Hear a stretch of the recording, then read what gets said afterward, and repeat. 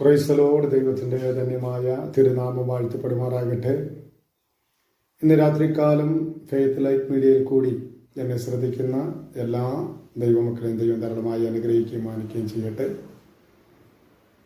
സർവൈശ്വര്യങ്ങളാലും നിറയ്ക്കുന്ന ദൈവം അവിടുന്ന് അത്ഭുതങ്ങളെ പ്രവർത്തിക്കട്ടെ. പ്രാർത്ഥിക്കുന്ന ഓരോ വിഷയങ്ങൾക്കും ദൈവാത്മാവിടുന്ന് വിടുതലും അനുഗ്രഹവും നൽകി തരുവാൻ ഇടയായി തീരട്ടെ. ചെറുതും വലുതുമായി രഹസ്യവും പരസ്യവുമായും ദൈവസനയിൽ പ്രാർത്ഥിക്കുന്ന ഓരോ വിഷയങ്ങളുടെ നടുവിലും സർവശക്തനായ ദൈവം അവിടുന്ന് ഇടപെട്ട് അത്ഭുതങ്ങളെ വെളിപ്പെടുത്തട്ടെ. നിങ്ങളുടെ വിഷയം എന്തും ആയിക്കോട്ടെ, ആ വിഷയത്തിന് നടുവിൽ സർവശക്തനായ ദൈവം അവിടുന്ന് അത്ഭുതങ്ങളെ വെളിപ്പെടുത്തി മാനിക്കട്ടെ എന്ന് ആശംസിക്കുകയും പ്രാർത്ഥിക്കുകയും ചെയ്യുന്നു.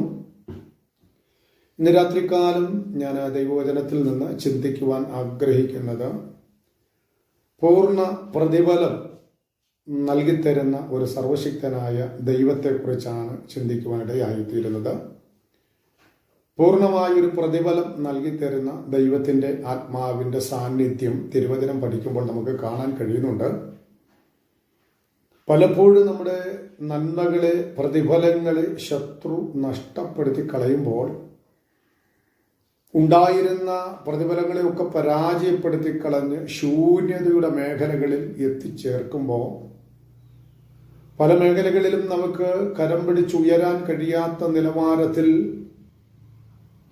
നമ്മെ അമ്പാടെ പരാജയപ്പെടുത്തി കളയുമ്പോൾ സർവശക്തനായ ദൈവം വാഗ്ദത്തം ചെയ്യുന്നു, അവൻ പൂർണ്ണ പ്രതിഫലം നമുക്ക് നൽകി തരുവാൻ തക്കവണ്ണം ഇടയായിത്തീരും.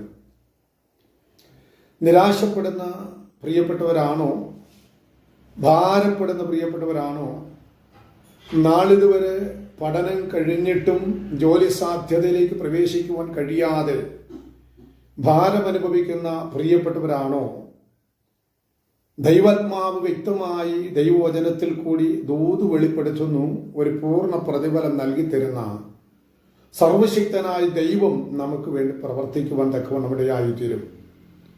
അതിനാധാരമായിട്ട് രൂത്തിന്റെ പുസ്തകത്തിൽ നിന്ന് 2-ാം അധ്യായത്തിൽ നിന്ന് അതിൻ്റെ 12-ാമത്തെ വാക്യത്തിൽ ഇങ്ങനെ വായിക്കുന്നുണ്ട്: ഇസ്രായേലിന്റെ ദൈവമായി യഹോവയുടെ ചിറകിൻ കീഴെ ആശ്രയിച്ചു വന്നിരിക്കുന്ന നിനക്ക് അവൻ പൂർണ്ണ പ്രതിഫലം തരുമാറാകട്ടെ.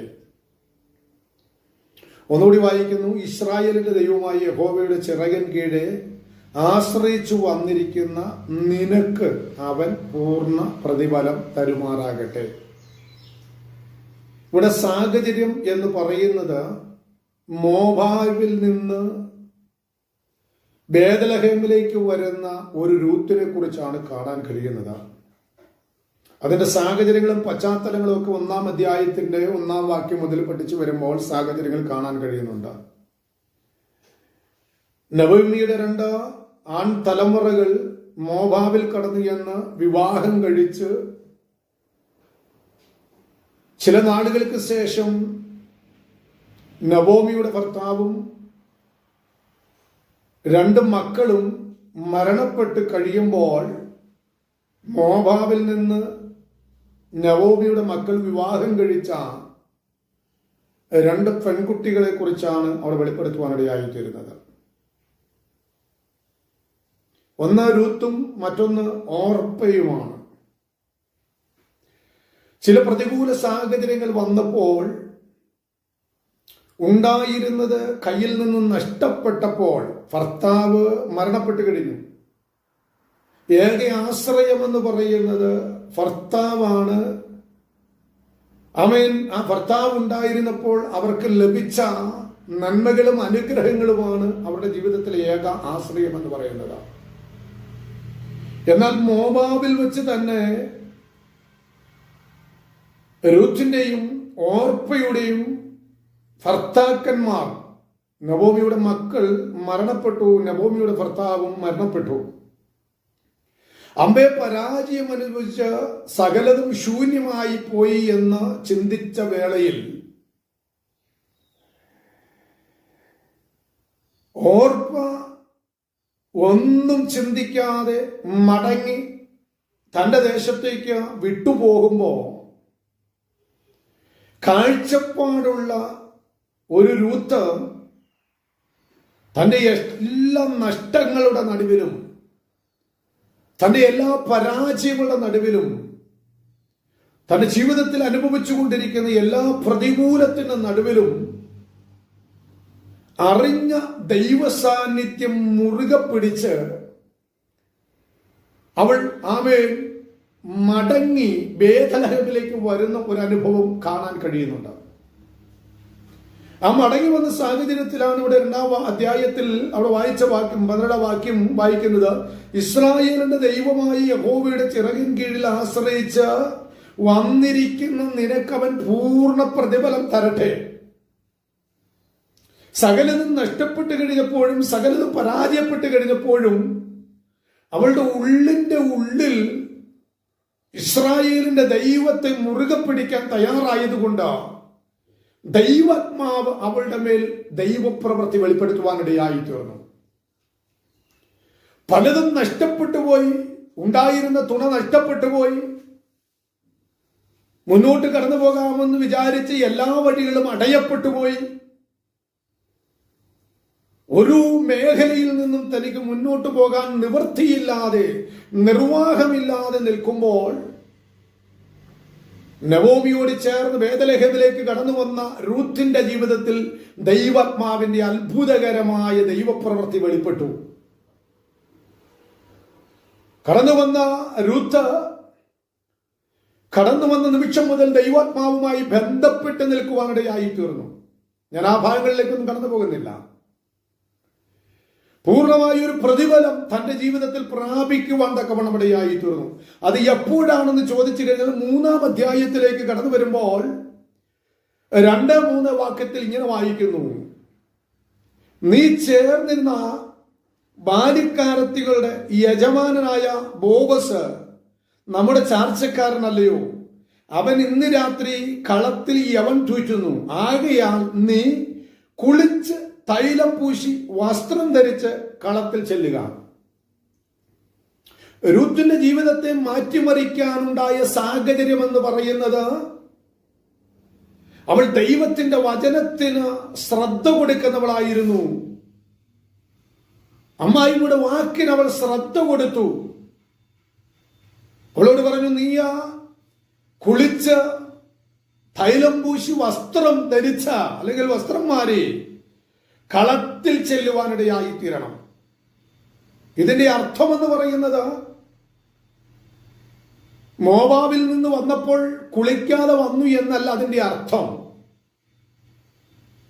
വസ്ത്രം മാറുക എന്ന് പറയുമ്പോൾ മുഷിഞ്ഞ വസ്ത്രം അഴിച്ചു കളഞ്ഞിട്ട് പുതിയൊരു വസ്ത്രം ഇടുക എന്നുള്ളതല്ല അതിന്റെ അർത്ഥം. കുളിക്കുക എന്ന് പറയുമ്പോൾ തന്റെ ജീവിതത്തിലെ പോരായ്മകളെ താൻ ദൈവസന്നിധിയിൽ ഇറക്കി വയ്ക്കുവാനിടയായി തീർന്നു. എണ്ണ പൂശുക എന്ന് പറയുമ്പോൾ പരിശുദ്ധാത്മാവിൽ തന്നെ ഒന്ന് ഏൽപ്പിച്ചു കൊടുക്കുവാനിടയായി തീർന്നു. വസ്ത്രം ധരിക്കുക എന്ന് പറയുന്നത് പരിശുദ്ധാത്മാവിന്റെ തേജസ്സിന്റെ വസ്ത്രം അവൾ ധരിക്കുവാനിടയായി തീർന്നു. എന്നിട്ട് കളപ്പുരയിൽ കടന്നു വന്ന ബോവസിന്റെ പാദാങ്കണത്തിൽ എന്ന് വെച്ച് കഴിഞ്ഞാൽ സർവശക്തനായ ദൈവത്തിന്റെ പാദാങ്കണത്തിൽ രാത്രിയുടെ യാമത്തിൽ ആമീൻ അവൾ പ്രാർത്ഥനാ മുറിയിൽ കടന്നു എന്ന് ആമീൻ നിരമ്പാട് വീണ് ദൈവത്തെ മഹത്വപ്പെടുത്തുവാൻ തയ്യാറായപ്പോൾ കുളിച്ച് ശുദ്ധമായി എണ്ണ പൂശി വസ്ത്രം ധരിച്ച് എന്ന് പറയുമ്പോൾ ആമീൻ അകത്തളത്തിലെ പാപത്തെ കഴുകിക്കളഞ്ഞ് ആമീൻ പരിശുദ്ധാത്മാവിന്റെ ആമീൻ നിറവോടുകൂടി തേജസ്സിന്റെ വസ്ത്രത്തോടുകൂടി ആ പ്രത്യാശയോടുകൂടി രാത്രിയുടെ യാമത്തിൽ ആമീൻ ബോവസ് എന്ന സർവശക്തനായ ദൈവത്തിന്റെ പാദാങ്കണത്തിൽ മുഴങ്കാലുകളെ മടക്കാൻ തയ്യാറായപ്പോൾ ആമീൻ നേരം പുലരുന്നതിനു മുന്നമേ തന്റെ ജീവിതത്തിലെ പോരായ്മ എന്താണോ, പരാജയം എന്താണോ, അതിനെ ദൈവാത്മാവിടെ നിറവേറ്റി സമൃദ്ധി കൊണ്ട് മാനിച്ച് അവളെ മടക്കി അയക്കുവാനിടയായി തീർന്നു. അന്ന് വരെ ശൂന്യമായിരുന്ന രൂത്തിന്റെ ജീവിതത്തിൽ നന്മയെ കൊടുത്ത് നേരം പുലരുന്നതിന് മുന്നേ അവൾ എന്തിനു ഭാരപ്പെട്ടോ ആ വിഷയത്തിന് പരിഹാരം കൊടുത്ത് സർവശക്തനായ ദൈവം മടക്കി അയക്കുവാനിടയായി തീർന്നു. അതാണ് ഇവിടെ വചനം വായിച്ചത്. ഇസ്രായേലിന്റെ ദൈവത്തിന്റെ ചിറകിൻ കീഴിൽ ആശ്രയിച്ച് കടന്നു വന്ന നിനക്ക് അവൻ പൂർണ്ണ പ്രതിഫലം നൽകി തരുവാൻ തക്കവണ്ണം ആയിത്തീരും. അങ്ങനെയെങ്കിൽ രാത്രിയുടെ യാമങ്ങളിൽ സർവശക്തനായ ദൈവത്തിന്റെ പാദപീഠത്തിൽ പ്രത്യാശയോടെ മുഴങ്കാലികളെ മടക്കുന്ന ദൈവപൈതല്, ആമീൻ, നിന്റെ വിഷയത്തെ പരാജയപ്പെടുത്തി കളയുന്ന ദൈവമല്ല.